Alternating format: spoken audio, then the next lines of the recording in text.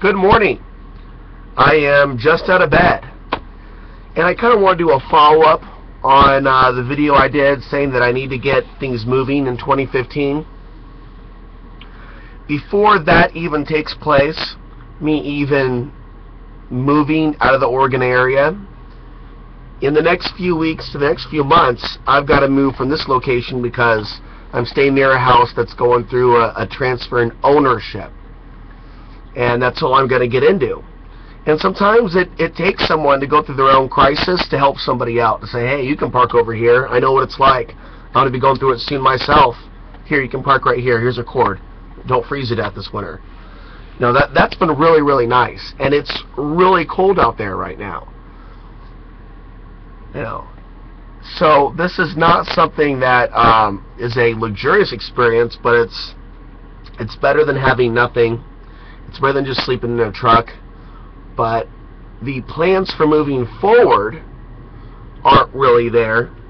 And in my life, a lot of things seem to figure themselves out, or, you know, fall into line when they're meant to, without advance notice, out of the blue, spontaneously. And so that's the greater reality, is that in my life a lot of things just pop up when it's time.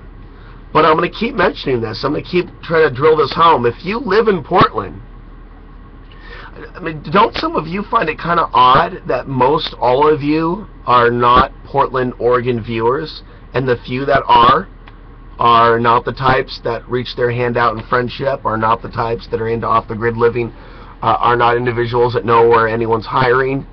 Don't you find it interesting that things really are different in Portland, Oregon on a social level? And it's not easy to be me.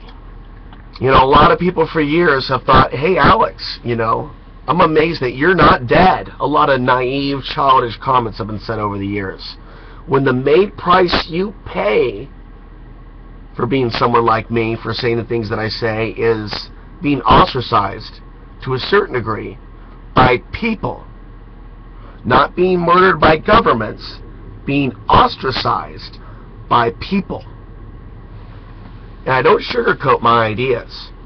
And when I talk about the Portland dark side, I'm not fucking around, I'm being real.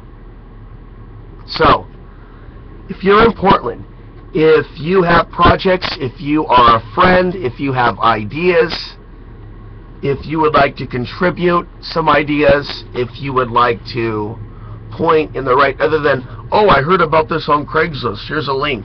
I mean, something that's substantial. You know, something that's real, something, an idea that has nutrients in it, you know, that's rich. I appreciate people recommending things that are 12 states away. I don't consider that an intelligent move for myself to invest everything and a lot of gas money. And I'm not driving a newer truck. I'm driving a 1985 older model Toyota. It's not cheap to drive that thing around, even though gas prices are not through the roof right now. And by the way, because of that, this is a great time to actually go somewhere before they start climbing up again.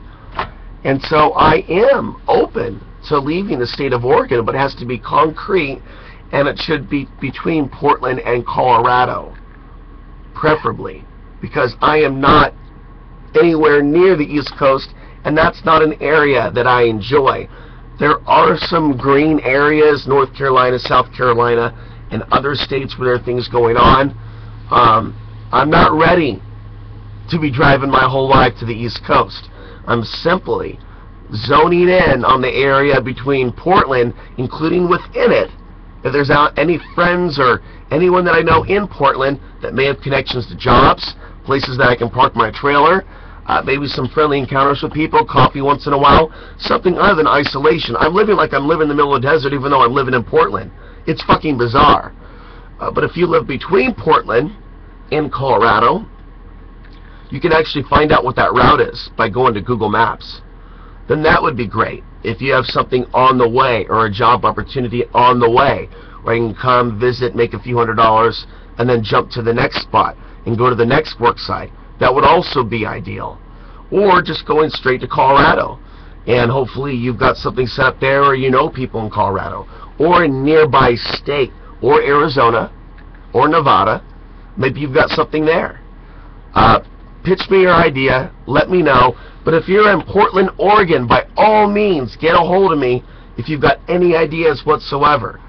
But as long as people don't have ideas, and as long as this area is destitute, I think it's definitely worthy of me continuing to report on it, and worthy of commentating on the social collapse that I've seen locally amongst good people.